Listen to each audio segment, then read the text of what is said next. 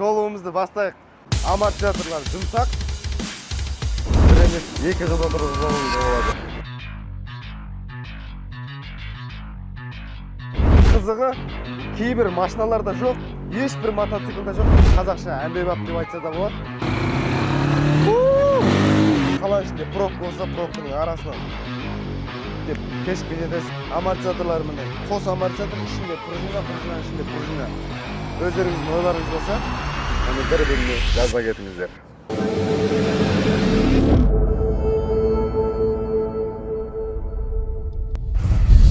Сіздер мотоцикл сөзінің қайдан шыққанын білесіздер ме? Мото, яғни мотор сөзінен шыққан, цикл, айналу, жүру. Яғни мотоцикл деп сіздерге лекция оқымай, шолуымызды бастайық. Шолуға бізде мотоциклдер өте көп. Біз X88 моделінен бастаймыз.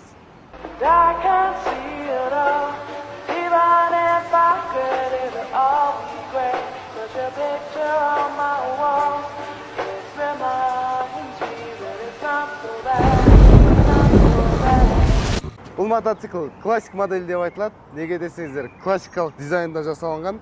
Қазақша әмбебап деп айтса да болады. Неге әмбебап десеңіздер, бұл мотоциклмен ауылда мал бақсаңыз да, тауға қарай айдасаңыз да, немесе қаланың ішінде доставка жасасаңыз да, кешкі салқынмен қызыңызды қыдыртсаңыз да қолайлы. Неге ауылға десеңіздер, бұл мотоциклмен мал бағуға өте ыңғайлы. Қарасаңыздар, міне амортизаторлар жұмсақ. Және де цепті қарасаңыздар, қоршалып жасалған, шөп ештеңке орап кетпейді. Амортизаторлар міне қос амортизатор, ішінде пружина, пружинаның ішінде пружина. Және де неге қалаға десеңіздер, деп кете берем ғой.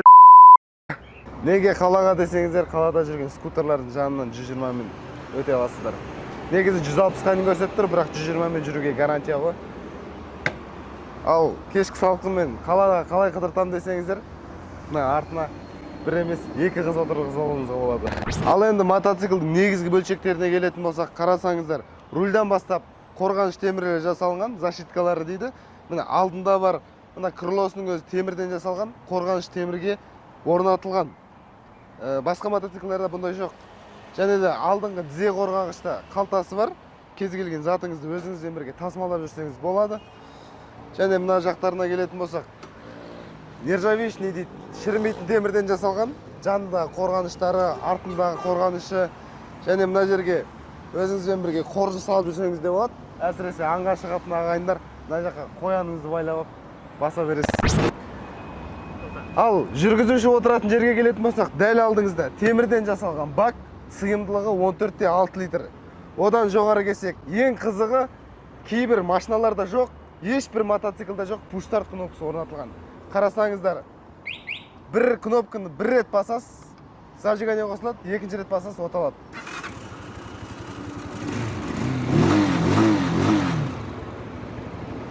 Өте керемет жасалынған дүние. Одан жоғары шығатын болсақ, міне кілт бұрайтын жер орнатылған. Және де солға, оңға бұрылғы шамдарын көрсетеді. Және де скоростта тұрмағанын көрсетеді, нейтралкада тұрған яғни. Және дальний фарының жанып тұрғанын көрсетеді. Одан жоғары шығатын болсақ, спидометр көрсеткіші, ішінде километражы бар, общий қанша пробег жүргенін көрсетеді. Және де мына жақта тахометр 0-ден 11-ге дейін көрсетеді. Ал енді сол қолыңызда сцепление орналасқан. Және де дальныйға маргайт еткенге арналған батырма орналасқан. Асты жағында сигнал. Және де бұрылғы шамдарын жағатын батырма солға және оңға. Және де дальний ближний жағатын батырма. Мына жағында, оң жағында алдыңғы тормоз, астында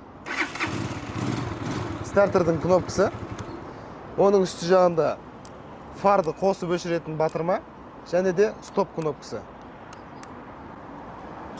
Болды. Екі айнасын айтпаппын, отыра тұрыңыздар. Екі айна, боковой айна, қарасаңыздар. Фирменный Bamix жазуымен.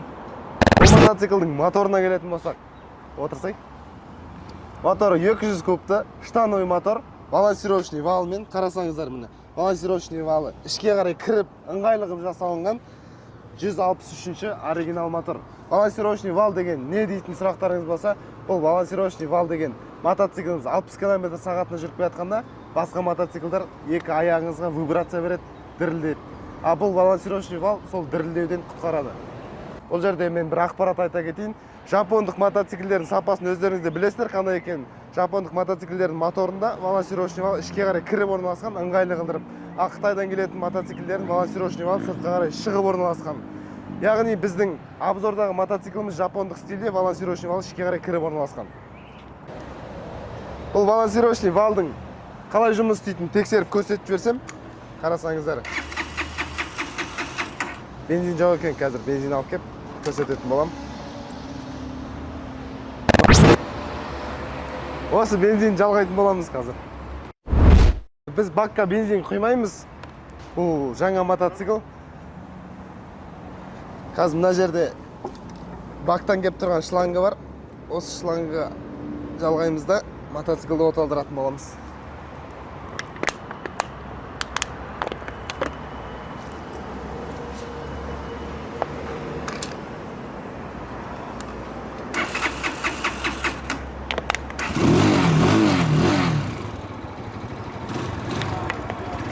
Мені қарасаңыздар, мына жерде 6000-5000 оборотқа ұстап тұрам.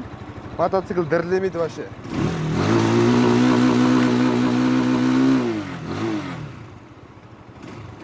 Қалай тексерсем болады екен? Міне мына магнитофоны, неде комплектте жүретін магнитофоны қоям. Қарасаңыздар. Діріл жоқ, құламайды.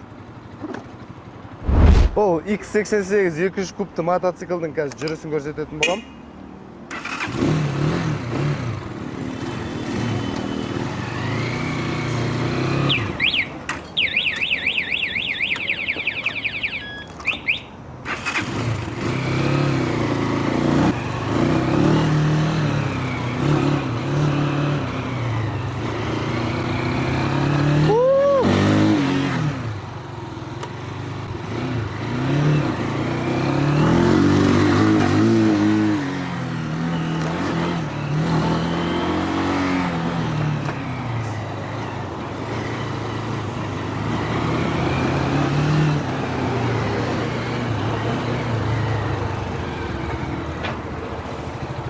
Осындай волналарды жақсы қабылдайды екен.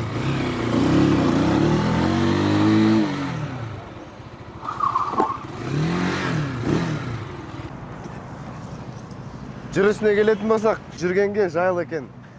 Ал енді сіздерге айтылмайған мына жерде амортизаторлары қос-қостан жүреді. Алдында 2 амортизатор, және дәл сондай артында 2 амортизатор. Артындағы амортизаторлары пружинамен болады. Дөңгелектеріне келетін болсақ, алдыңғы дөңгелегінің размері 3,25-18 болады. Титановый дискімен тормозы барабанды болады. Артқы дөңгелек дәл сондай, бірақ қалыңырақ болады. 3,50-18 болады. Тоже титановый дискімен тормоздары барабанмен жүреді.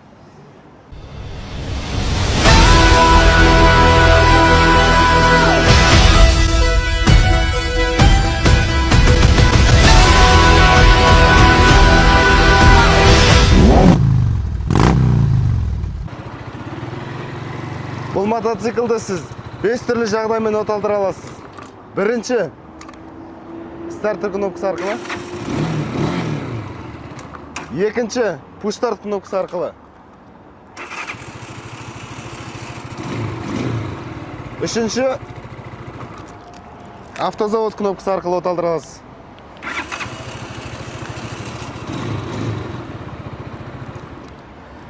Төртінші, аяқпен теуіп оталдыруға болады.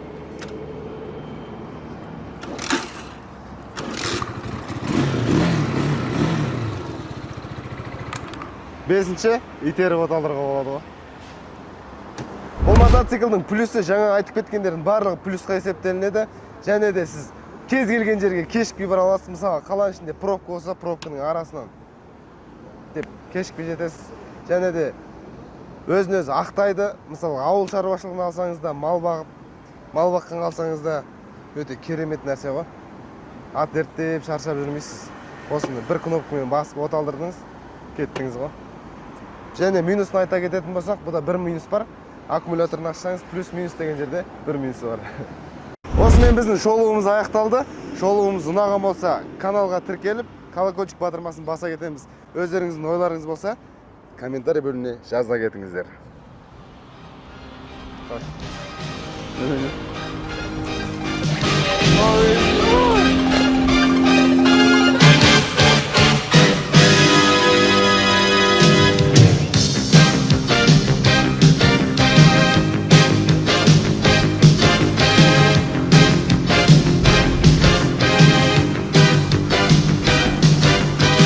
of the east, a dream come out from the sky, setting me free.